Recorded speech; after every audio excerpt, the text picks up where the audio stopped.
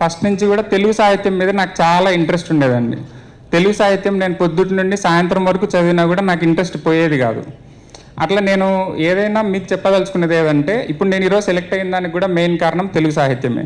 మీరు ఏదైనా ఒకదాన్ని ఎక్కువగా ఇష్టపడి చదివినప్పుడు మీరు బోర్ ఫీల్ అవ్వరు.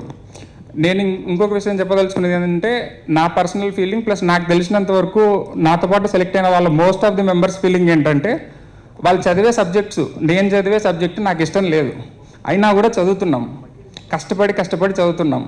బట్ ఏదో ఒక సబ్జెక్ట్ కానీ, ఏదో ఒక టాపిక్ కానీ, ఒక ఏరియా ఆఫ్ ఇంట్రెస్ట్ అని ఒకటి ఉంటుంది.